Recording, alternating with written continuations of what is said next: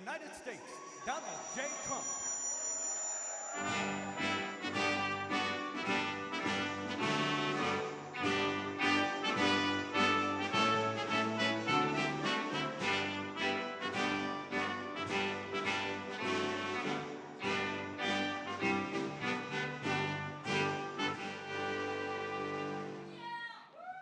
Well, thank you very much. Nice place. I guess you've mostly been here, but you like it a lot better with Trump than you like it with Biden. That I can tell you. That's because you're smart. Well, I'm thrilled to welcome so many good friends to the White House as we celebrate the third night of Hanukkah. Right? Third night. Time flies. Let me take a moment to send the love and prayers to our entire nation, to the people of Australia, and especially all those affected by the horrific and anti-Semitic terrorist attack, and that's exactly what it is, anti-Semitic, that took place on a Hanukkah celebration in Sydney. What a terrible, terrible thing. We don't learn. We're joined in mourning all of those who were killed, and we're praying for the swift recovery of the wounded. Some are very horrifically wounded, as you probably know. All nations must stand together against the evil forces of radical Islamic terrorism, and we're doing that. Joining us tonight, our Commerce Secretary Howard Lutnick is doing a fantastic job. Representatives Paul Gosar, David Kutzoff, Claudia Tenney, Ronnie Jackson, he was my White House doctor. Ronnie was asked, who is the healthiest of all? Was it Barack Hussein Obama? Was it Sleepy Joe Biden? Or was it Donald Trump? And he said Trump was by far the healthiest. He was the doctor for all three of us, and he said Trump was by far the healthiest. I love him. If he didn't say that, I would have never have talked to him again. Where is Ronnie? Is he here? Ronnie Jackson, what a great legend. Josh Gottheimer's here. Mr. Salt is here, Mike Lawler. He's the only guy could have gotten that for New York. Nobody else. He worked so hard on that. Will you please focus on the midterms, please? Do you mind? Okay. Because you can do it. Jared Moskowitz. Thank you, Jared. Thank you, Jared. Max Miller is here. Great old Max. He was my music man in the White House. He knew music better than any human being. Craig Goldman. Thank you, Craig. And Randy Fine, new to Congress, but he's done a great job. He's been great. As well as the mayor of Boca Raton, Florida, Scott Singer. Thank you very much. Thank you, Scott. Good place. I love Boca. National Chairman of the Republican Jewish Committee, Norm Coleman. Thank you, Norm. Looking good, Norm. CEO of the Republican Jewish Coalition, Matt Brooks. He says Trump is the greatest president we've ever had, so I like him. I'll take Matt any day. Thank you, Matt. CEO of the Israeli-American Council, Ellen Carr. Thank you. We have a man. I have to take a little time. Because every Saturday night, used to be Sunday, then he did so well that they put him on Saturday too, Saturday night. Do you know who I'm talking about? Because there's only one has Saturday and Sunday. And Saturday is considered Death Valley, but it's not death because of ratings. Nobody gets good ratings. Although actually my daughter-in-law is doing well, and you always did well. The great one, Mark Levin. And much more importantly, his much more brilliant wife. Where are you? There you are. Would you come on up here, both of you? Get up here. Get up here. Look, every Saturday, every Sunday, I'm forced to watch television to listen to this guy talk about how frickin' great I am. Because he does like Trump. There's no question about it. Come on up here, Mark. Get up here. Come on up. What a beautiful couple. Did you get lucky? If you weren't a genius, you wouldn't have a wife like this. Mark, say a couple of words. Come here, darling.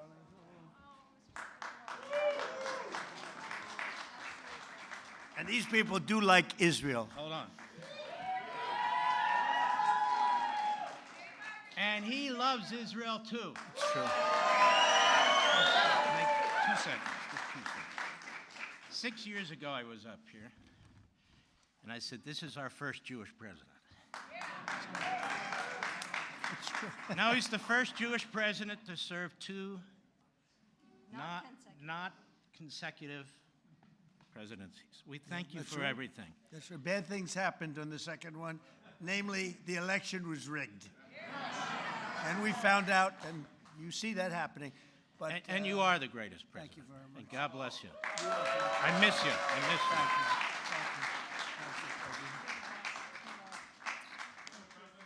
Take care of that guy. Take care of that guy. No, he's so great. Thank you, Mark, for both being here. You both really are amazing. So, Rabbi Yehuda Kaplan. Thank you, Rabbi. Oh, no. Sid Rosenberg. There he is, Sid. Do you want to come up here, Sid? Mark, should I let Sid come up, Mark? I think so. Come on, Sid. So Sid's got the #1 radio show in New York. Got the #1 radio show in New York, like by far, ABC. Works for a really nice guy, too. Actually, he's not that nice, but he's nice as far as I'm concerned. He works for a good man. Say a few words, Sid. Thank you. I love him. Do you all love him? Has there been a president even close to this guy, even close? And now I know I love him. He starts tonight talking about Australia. Good luck with anybody else in our government, starting with the Jewish people in Australia. Nobody better. And the fact that you called me up on stage, I'm going to say this. My beautiful wife Danielle's in the audience. The birth of my 2 children. Outside of that, President Trump, this right now is the greatest moment of my life.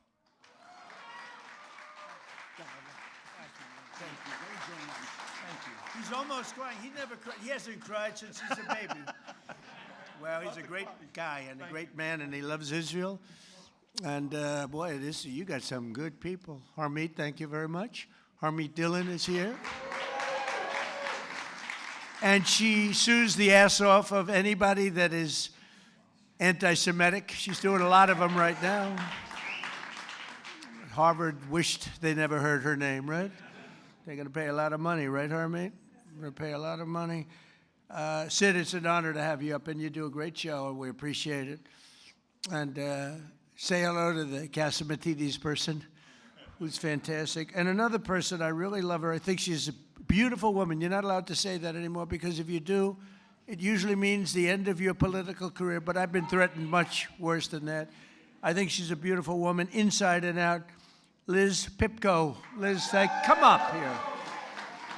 Enough with the Sid and the Mark. Come on up here. Look at her. She has been so strong for Israel and for our country. Let's say a few words, please. Hi, thank you. First, I want to address the elephant in the room, which is me tonight. I am grateful to President Trump for so many things, but now most of all, I'm grateful for this tiny miracle which exists because Donald Trump ran for office in 2016. I met the love of my life on that campaign, and now in addition to saving the world, I will have a child, thanks to President Trump. And much more importantly, the Jewish people have been through a lot, of course, the last few years, last weekend, and I just hope on this holiday of miracles, we realize what a miracle it is to be in the greatest country on the face of the earth, in the most beautiful building, and with the greatest president this world has ever seen.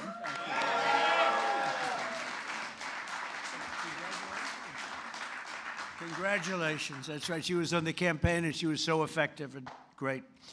And we always have to remember the ones that have been great in good times and bad. That's why Mark and the people I introduce, because I don't introduce them when they're just sort of good.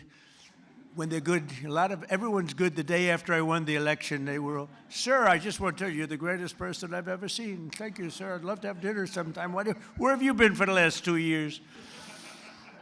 We have a lot of those people, mostly those. Jason, how are you, Jason? Jason Greenblatt, do you know Jason Greenblatt? He worked for me for years. He's a great lawyer. Then he made a lot of money, and he said, I'm getting out. And you focused on Israel, right? That was the focus. He says, I love Israel. I just want to focus on Israel. It's good to see you, Dave. I haven't seen you in a long time, but he was a great lawyer. Here's another great lawyer, David. Good to have you here. Good to have you here, David. And we have another person that's a very special person. She received the Presidential Medal of Freedom. She is a beautiful woman, actually, in my opinion. Another one. That's 2 reasons now. And third, by the way, Mark, we have 3 reasons, Mark, because your wife is incredible, always, from day one. But I think it's okay if we ask Miriam Adelson. Do you want to come up, Miriam? Come up here, Miriam. Miriam gave my campaign, indirectly and directly, $250 million. She was number 1. When somebody can give you $250 million, I think that we should give her the opportunity to say hello. And Miriam, make it quick, because $250 million is not what it used to be. Okay? Hello, darling. Come on. Incredible woman with a great husband, a man that loved Israel. Well, Mr. President, when you were in the Israeli parliament and you gave a speech and you saw me from far away, at that time I came with a scooter to the parliament just to hear you. I wanted to hear you alive. And then you say, Miriam Adelson, and I stood for a second, but it was so painful, so I sat. Then you screamed, Miriam, stand up! And I wish you would have known, but I stood up and heard all your compliment, and thank you very much. I saw you back there standing. Yeah, you saw me. She stood Thank up you. bravely. And now I met Alan Dershowitz, and he said the legal thing about 4 more years, and I say, Alan, I agree with you, so we can do it. Think about it. Alan's and I here would be, someplace. Where's Alan? Alan is here, or he had a flight? Alan is here?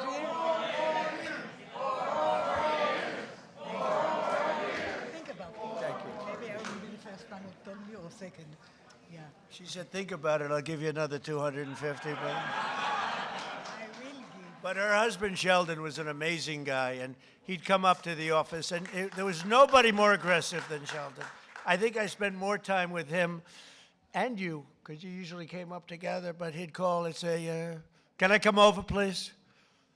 I say, Sheldon, I'm president of the United States. It doesn't work that way anymore. It's like maybe tomorrow. How about tomorrow? No, please, just for a little while. And he'd always say 10 minutes. It turned out to be about an hour and a half, right? And what he did is he fought for Israel. That's all he really fought for. He just wanted to take care of. He just wanted to take care of Israel. So he was a great guy. He was a fantastic man, and he loved you so much he couldn't see straight. So good. Thank you, darling. Be careful. Be careful. We don't want her falling. You know, when you fall, it's not good for politics. We had a man that fell a lot. I don't want to talk too much because I'll have my day, I'm sure, you know. They're waiting, the press. See all that press back there? They're waiting. Oh, would they like to see Trump trip off the stage? I would never live it down. But anyway, and we have so many friends. I can't mention everybody, but we have so many friends. Hello, my man. How are you? Boy, we have good people here tonight, huh? This is the A-list. This is the A-list of any list. But it's an honor to have you all. It really is. What you've done and what you've gone through is incredible. And as a people, there's never been anything like it. You know, I told Bibi, I said, you know, it's amazing what you've done. Because when you look at the Middle East, you take a map of the Middle East, I said, the land is so small. It's so tiny. It's like hard to believe what you've been able to do. Now, it helped the B-2 bombers that we sent in to wipe out the... we gave them a lot of help. It helped when we were shooting all those drones down from jet fighters. Don't ever let anyone tell you a drone is better than a jet fighter. A drone's very nice. But when you have F-22s circling around them like there's nothing, just shooting the crap out of them out of the air.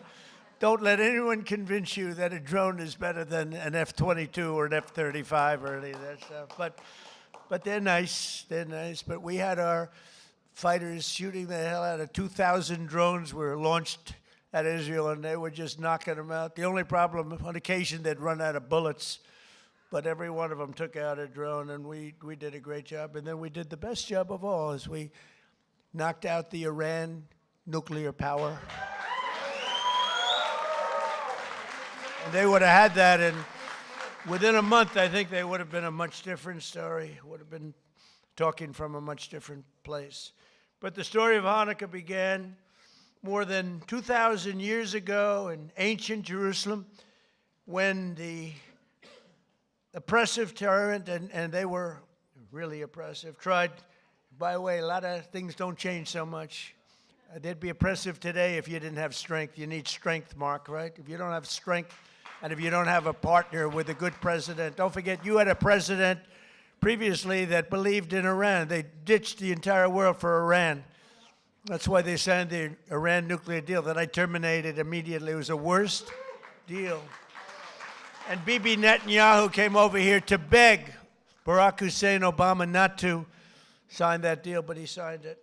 He signed it. It was a whole different world. And that's why I wonder. I got the highest Jewish vote. Now, I have to say, in Israel, they say I'm at 99%. But over here, I was like at 50. It meant that 50% of the people over here voted for Kamala. Is that possible? Is that even possible, right? So, anyway, but they suppressed the Jewish worship and imposed foreign rules. Are we okay over there? Just want to make sure you're okay. You okay? Good. I want to make sure you're perfect. Okay? Thank you very much, yeah. Yeah, is there a doctor? Get a doctor over there, please, just in case. Go ahead, hop over there, please. Okay? Good. Thank you very much. Everything good? Okay. Great person. Against overwhelming odds, a small band of Jewish fighters rose up to defend the Jewish people's right to worship freely. When they reclaimed the Holy Temple, they found only a single flask of sacred oil, just enough to keep the menorah's light burning for one night. They wanted that light to burn just for one night. Yet, as the story goes, that small flame endured for 8 days. Do you know that story? Does everybody know that story? For thousands of years, the miracle of Hanukkah has reminded us of God's love for the Jewish people, as well as their enduring resilience and faith in the face of centuries of persecution. Centuries. And it continues. It continues. Who would believe this could continue? And it sort of started here with schools and universities, and Harmeet's taking care of that situation very strongly in the Department of Justice, right? Who would believe it? But we're grateful to be joined by another reminder of that unbreakable strength, two courageous survivors of the Nazi Holocaust, Jerry Worotsky and Michael Bornstein. Where are they? Where are you guys? Well, you look good. You look better than I do. You look fantastic. Jerry was only 9 years old when the Nazis invaded Poland. He lost both of his parents in the camps, but refused to let their murder defeat him. After the war, he came to New York, where he had an incredibly successful career, became very successful, and became a good friend of Melania and myself. And I want to thank you, Jerry, and that's incredible what took place. Thank you very much. Thank you, Jerry. Thank you very much. And Michael Bornstein lost both his father and mother in Auschwitz when he was just a very young man, a toddler actually. Through the love and sacrifice of other family members, he managed to survive and reunite with his mother in later years. They would come to America, where Michael received a scholarship to college and eventually earned a PhD in chemistry and became one of the most brilliant chemists anywhere around. So Michael and Jerry, I want to just thank you. We're honored to have you. This whole group of people are very honored to have you both. Thank you very much. Thank you. Thank you very much. Thank you, Michael.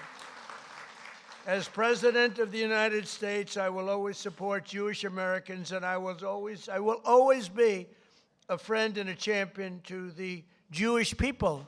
I have been. And I will say, you know, if you go back 10, 12, 15 years ago at the most, the strongest lobby in Washington was the Jewish lobby. It was Israel. That's no longer true. You have to be very careful. You have a Congress in particular which is becoming anti-Semitic. You have AOC +3. You have those people, Ilhan Omar, she hates Jewish people. And you have to be very careful because there's been a big change. You know, if you go back 15 years ago, I'm not Jewish, but my father was very friendly with many, many Jewish people, was honored by Federation. I would go with him to Federation of Jewish Philanthropies and many other things. And we grew up respecting and loving Jewish people. You know, you don't even think about it. In Brooklyn and Queens mostly.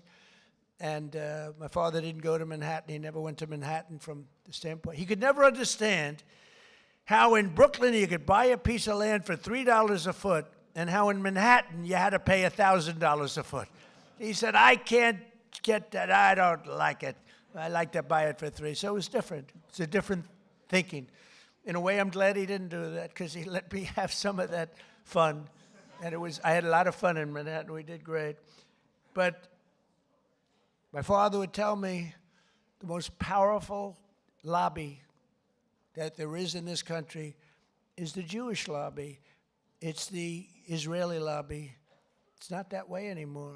You have a lot of people in your way. You have a lot of people that don't want to help Israel.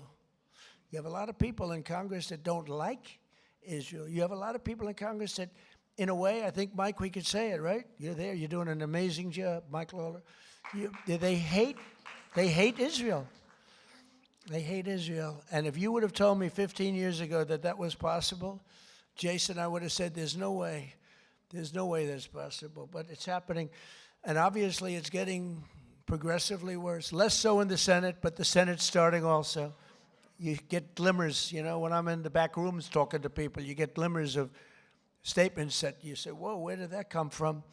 So we have to be, Sid, we have to be very careful because bad things are happening. And then you see what goes on in Australia or October 7th. How about October 7th? And then you have people that deny it ever happened.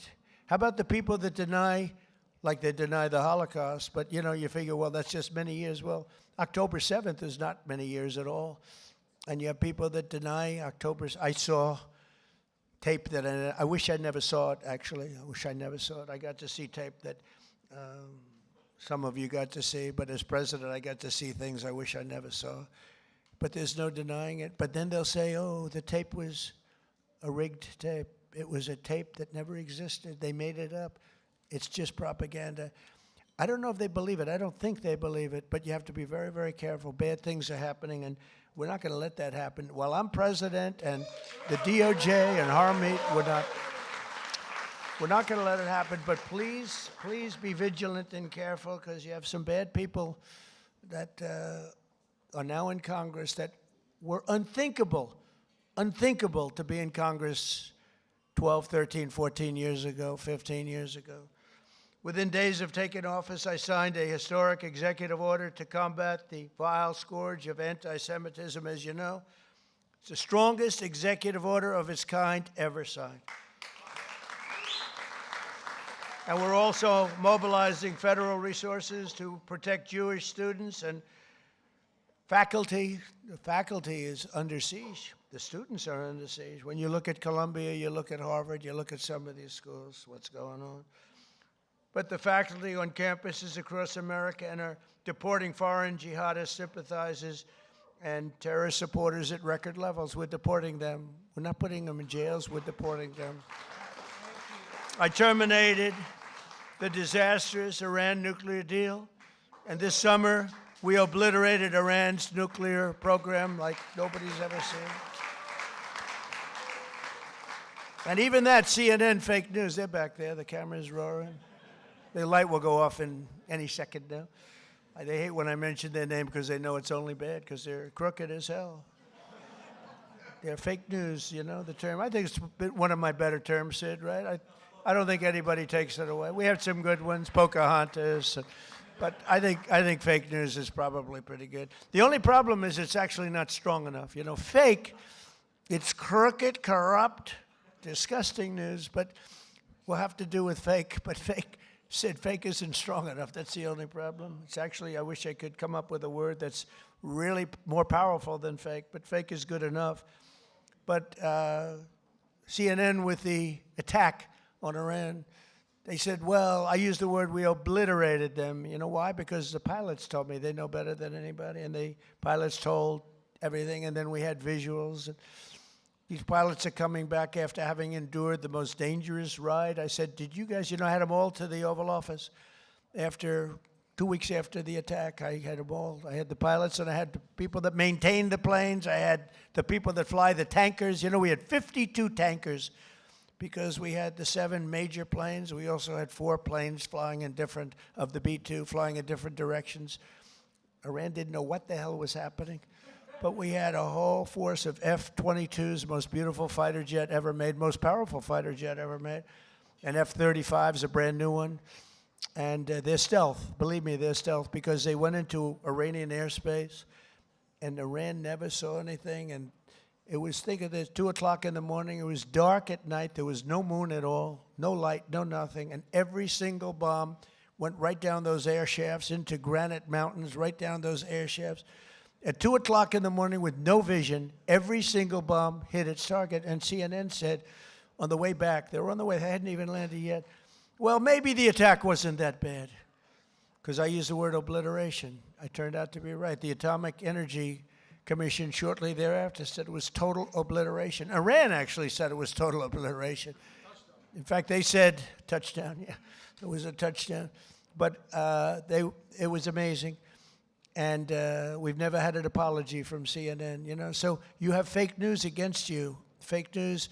And I didn't fight for you. I wasn't fighting for you there. I was fighting for those pilots that were so brave to go there. When they came into the Oval Office, I said, you can't seriously enjoy this. They said, sir, we enjoy every minute of it. We were practicing this and the predecessors. We were practicing for 22 years, they said. For 22 years they were practicing. And no president had the courage to let them go and do that. They wanted to do it for 22 years. And the predecessors mean the young pilots at the time. But for 22 years, 3 times a year, they were practicing that run.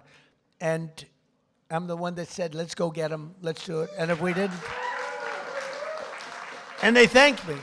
But I did say to the pilots, enough is enough. I said, do you really like being in that plane when they're waiting for you? They know you're coming, it's dark, it's cold, it's everything is, and you're in a plane, and there are bullets flying all over the place. Sir, I wouldn't trade this for anything in the world. Can you believe these people? And I love you people, but I'm not getting in that plane. I love you guys, but these people are unbelievable. The talent they have, the way they can fly those things, the way they can aim it at a target in the dark of night, the darkest you've ever seen. They wanted to be as dark as possible. They didn't want anything. And the only time anybody could see those planes was when those bomb chutes open up, because it becomes totally unstealth when it goes. I explained that to Mark Levin once. You're going in, you go like this, and as soon as it goes like this, for some reason, the plane is totally visible, not good. And I watched it happening, and it's like I'm sitting home watching it. It's amazing. The Situation Room is an amazing place. But I watched him go, bing, bing. It went bing, bing, and 2 massive 100,000-pound bombs come pouring out. And the job they did was incredible. I mean, compare that to, I thought he was a nice man, but compare that to the Jimmy Carter attack on Iran. That was not good, with the helicopters and the men running all over the place trying to get the hell out of there. This was not good. This was the single greatest military attack that anyone's ever seen. And that sort of put an end to, we helped Israel very much, as you know, with their attacks on Iran before that, but that really put an end to it because they were about a month away from having a nuclear weapon. I officially recognize the true capital of Israel and opened the American embassy in Jerusalem. Is Julie good? She right? Where's Julie? Oh, good. I thought it was you that went down. It wasn't you? Oh, good. I was worried about, I didn't care about anybody else. I said, is Julie in trouble? I thought it was you. Good. It's somebody else. I wish them good luck, but I don't want that to happen to Julie. That's Mark's wife, by the way. We love Julie. But I didn't see Julie ever going down. She's like a rock, right? Mark, she's a rock. I wouldn't want to have her as my enemy. She was also a great lawyer, by the way. I also recognize the Israeli sovereignty over the Golan Heights. Right? And that's one they didn't even ask me. Even Sheldon, who is the most aggressive human being there is in the entire world, this incredible woman, although she had total control. He was aggressive with everybody, but Miriam, he wouldn't play games with Miriam, but he was actually a sweetheart. But he never even asked me about the Golan Heights because he said, that's a step too far. I actually gave it because I called up. I heard so much about Golan Heights. From Jason Greenblatt, I heard it, from so many people. And I actually asked David Friedman. I said, he was the ambassador at the time, good guy. He said, and by the way, Mike Huckabee's doing a great job now. Two good ones, two very good ones. But I asked David Friedman, I don't know if David's here, but I asked him because he is so Israel-oriented. I mean, he's great. I said, David, tell me about Golan Heights in 5 minutes or less. You know, I'm taking in like 1,000 years of history in 5 minutes. I said, give it to me in 5 minutes or less. And after about 2 minutes, I said, I understand. You need it so badly for so many other reasons. You need it for defense. You know, in the old days, before we had all the sophisticated radar and all the things, it was everything because you were up high. But I learned enough, and I signed the Golan Heights, the rights to the Golan Heights over to Israel. Nobody thought that was possible to get. They've been working on it for 70 years, Mark. 70 years. You know, planes would fly into places that have meetings that would last 2-3 days. All they talked about was the Golan Heights, right, Jason? And nobody ever did anything, but I did it, and we did it quickly. And I say, good luck to you. Then I found out the value of it, trillions of dollars. It could be worth, if you think, trillions of dollars. I said, you know, maybe I should have asked him for something. But with Jared Kushner's help, Jared has been a great fan of Israel, the Kushner family. And by the way, how good is Steve Witkoff doing, right? You know, I got Steve involved in Russia, Ukraine, and the Middle East. We have, by the way, bottom line, we have legitimate peace in the Middle East. You know, you may have a little outbreak every once, but we have 59 countries all signed on. They'll do whatever is necessary. And Hamas, say what you want. Hamas, you know, we got back all of the hostages and all of the dead, young, beautiful people that were dead. And nobody thought that would happen. In fact, I even said, the toughest are going to be that final 20. We're never going to get them. But we played very tough, and we were very tough. We meant it. And we wanted to get back the 28 dead. 28 dead, young, beautiful people dead. Most of them, I think, pretty young. All of them pretty young. And the parents came up to me, and I told the story before. We had another little celebration of Hanukkah before. But I told the story before where the parents were as dedicated to getting their dead son back as they were to getting the live son back. It was an amazing and a beautiful thing, but I didn't think it would be possible. And then when we got the 20 back, when we got the live back, we didn't have anywhere close to the 28 dead. And I said, there's no way, but I said, you got to get it back. You got to get them back. I told that to Hamas, you got to get them back. And you know what? One by one, we got them back. And we got the last one back. We got them all back. And amazing, though, those parents were as dedicated, I can't say more, but they were as dedicated as the parents who knew their son was alive, and they begged to have him. And I'm very proud of it. I thought the last 20, and it was tough, I didn't know. But Steve Witkoff was great. Jared Kushner was great. And, you know, Jared's a brilliant guy, we all know. But Steve's a great deal maker. But I noticed one thing about him. He had the greatest personality. He was a real estate guy in New York. He knew less about rivers and meets and bounds in Russia and the various places he's working on. He knew nothing about it. But I recognized for 20 years, I've been dealing with everybody in New York. I said, Steve has the best personality. I have other guys that are great deal makers, but you have to go into World War III before the deal. We didn't want that. I said, everybody loves Steve. He's a great deal maker, but everybody loves him. And that's what turned out to be. People love Steve. And I think we're going to be pretty close. I mean, we're going to see. I thought the easiest war to settle would be Russia, Ukraine, because they have a good relationship with Putin. It would have never happened if I were president. That would have never, and it didn't happen for 4 years. Putin understood. Would have never, ever happened.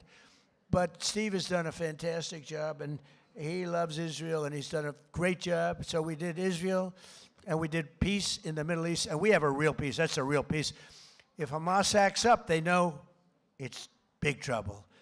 And we have Hezbollah, as you know, in Lebanon, and they're big trouble. But we have peace, and we have many countries that want to go in and take out Hezbollah if it happens, if we want to do it. Not just Israel. Many countries would do it. There's tremendous unity now in the Middle East, and we really do. We really have peace in the Middle East for the first time ever, so it's an honor. It's an honor. So we did our ceasefire agreement to end the war in Gaza, which everybody said was an impossibility, and we begin the new era of that beautiful peace in a place that nobody thought peace was possible, the Middle East. So congratulations, everybody in this room. Everybody wanted it.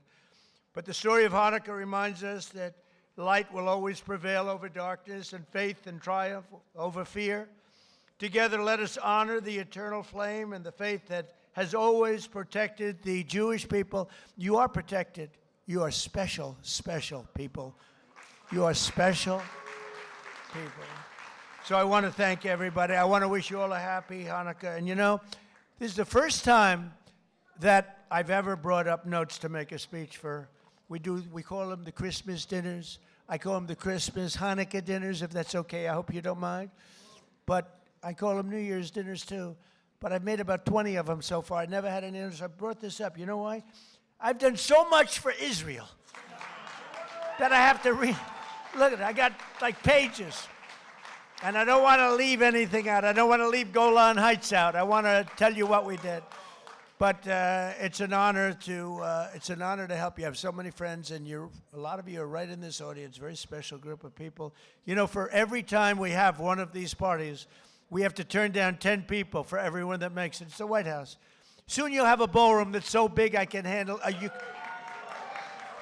And we just won the case today. Did you know that, Mark? We just won the case. We got sued. We're donating a $400 million ballroom, and we got sued not to build it. For 150 years, they've wanted a ballroom, and we're giving them, myself and donors are giving them, free of charge, for nothing. We're donating a building that's approximately 400 million. I think I'll do it for less, but it's 400. I should do it for less. I will do it for less. But just in case I say 400, otherwise if I go $3 over, the press will say, it costs more. I built under budget and ahead of schedule. Right, Jason? Always. I know how to build under budget. I build good. But we won the case. They asked for a restraining order to stop us from building a magnificent ballroom. I said, who would ask for a restraining? We're giving them, Sid, a $400 million. It'll be the most beautiful ballroom, and it'll handle inaugurations. It's got 5-inch thick glass windows. It's impenetrable by anything but a howitzer. It's impenetrable. Now, I will say, if I'm up making a speech someday, Mark, and I hear ding, ding, ding, I'm out of there.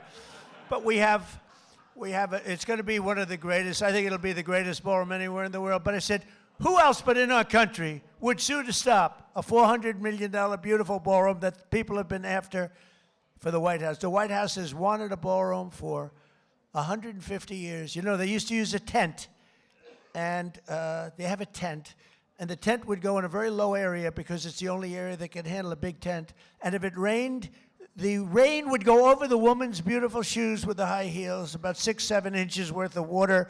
They'd be sitting in the water, and people said, would rather have that than a brand new. This ballroom is going to be amazing. Also designed to handle the inauguration so that you have total safety from not only the weather. January 20th is always a disaster from a coldness standpoint. But, you know, we had it in the Capitol, and there was nothing more beautiful. But from a safety standpoint, we can do better. So we're going to have something that's really, really spectacular. And I thank the judge in the case for the courage in making the proper decision, because we didn't want to be held up. We would win that automatically anyway, but we didn't want to be held up or delayed. We want to go. And right outside, you see the pile drivers going boom, boom, boom. And my wife is being driven crazy. She said, this is not what I had in mind. You know, the first day she was great. She heard these piles that go down 150 feet into the ground. Boom. Second day, she was okay. Third day, she wasn't thrilled. And after that, it's been brutal. But you know what? You're going to have the greatest ballroom anywhere in the world, and you're going to love it. It's going to fit beautifully with the White House. Happy Hanukkah. Have a great year. We love you, and we love Israel. Thank you very much. Thank you. Thank you, Mark. Thank you.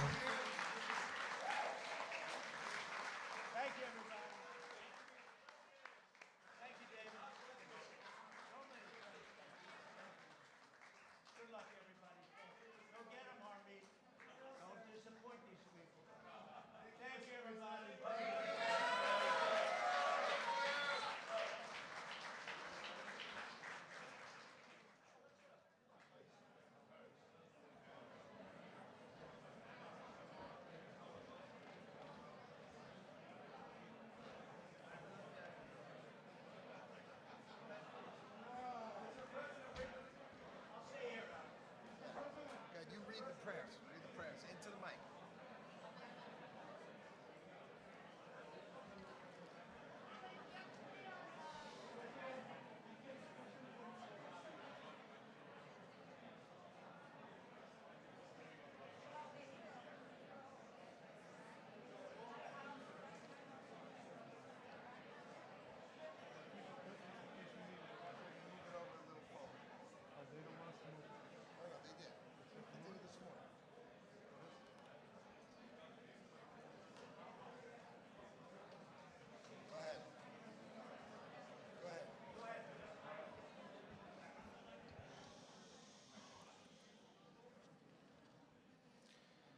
Good evening. We're about to proceed to light the menorah. Mr. President, you know that I'm Jewish. You know that I'm American. You heard? Yeah. You know that I'm American, but you may not know that a very large part of my family lives in Australia. And that includes some of those who had escaped the attack and some who didn't. And all I can say is, listening to them on the other side of the world speak about you, you don't just express solidarity, you practice solidarity with the Jewish people.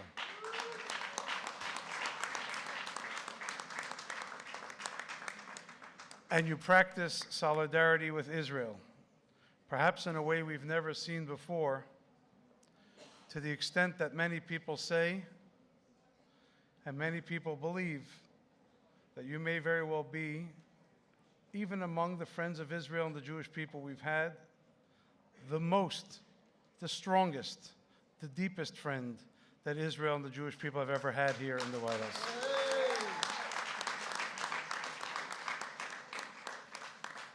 That's not to negate anything anyone has done for us, but just to tell you how so many people feel about you. We're going to light the menorah, which gives us a message of the victory of right over might, of justice over tyranny, of light over darkness. And it is especially in this time when the Jewish people has so much of a burden that we need this light. We need this strength, not only from each other, but from you, Mr. President, who constantly remind the world that even if they all turn against us, God forbid, you never will.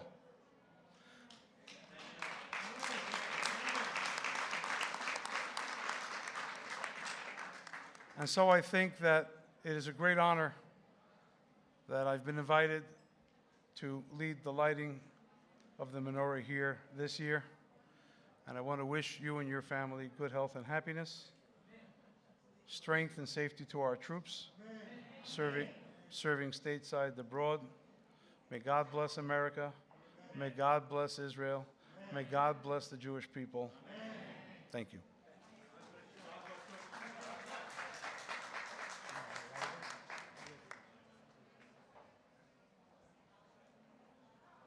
We're going to make two blessings.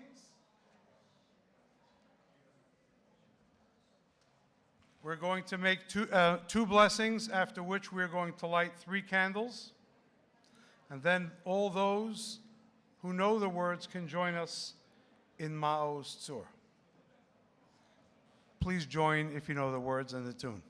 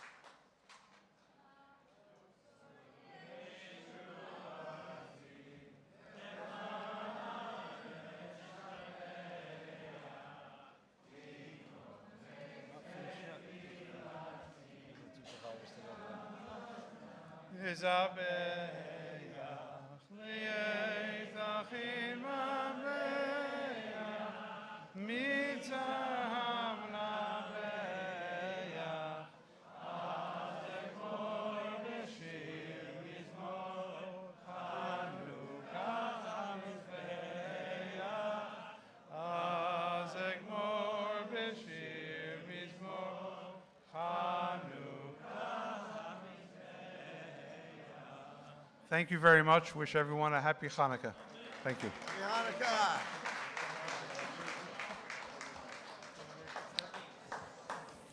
Hello, everyone.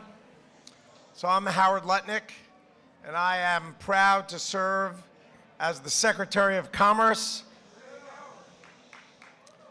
for President Trump. President Trump, from the campaign trail and every day since, has been committed to the Jewish people and to Israel.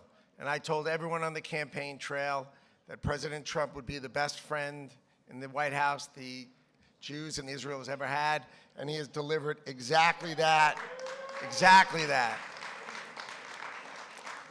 He speaks with moral clarity.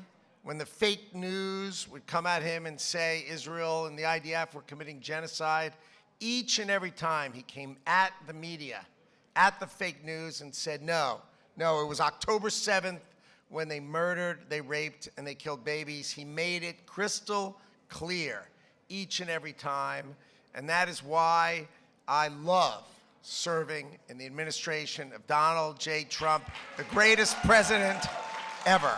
Thank you. Happy Hanukkah, everyone.